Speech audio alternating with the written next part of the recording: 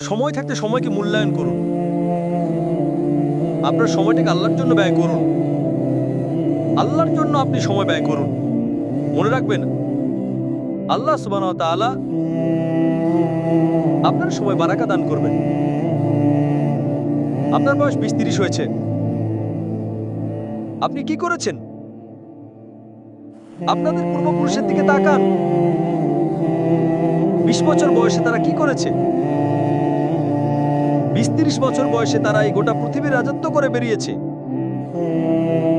আপনার পূর্বপুরুষের দিকে তাকিয়ে দেখেন 20-30 বছর বয়সে তারা কি করেছে। আব্দুল্লাহ ইবনে আব্বাস এবং আব্দুল্লাহ ইবনে হাম্বল রাদিয়াল্লাহু আনহুমা, তাদের দিকে তাকান। তারা এই বয়সে কি করেছে? তাদের অবস্থাটা কি? তারা দিনকে গোটা পৃথিবীতে ছড়িয়ে দিয়েছে। আপনাদের পূর্বপুরুষের দিকে তাকান। সেটা যদি ইমাম মালিক রাদিয়াল্লাহু আনহু, ইমাম বুখারী, মুসলিম, তাদের দিকে তাকিয়ে দেখেন না তারা এই বয়সে কি করেছিল।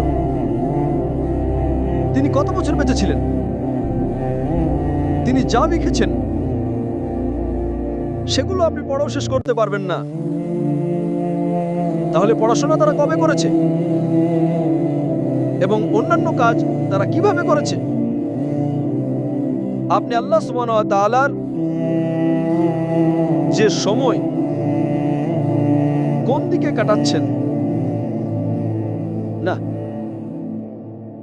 যে সময় কোন দিকে কাটাচ্ছেন। যুবকের সবচেয়ে ঘৃণিত অভ্যাসটি হলো তাদের সময়ের কোনো মূল্য নাই। তারা গল্পে, আড্ডায় অথবা সোশ্যাল মিডিয়াতে এই জিনিসটি ঘন্টার পর ঘন্টা কাটিয়ে দিচ্ছে।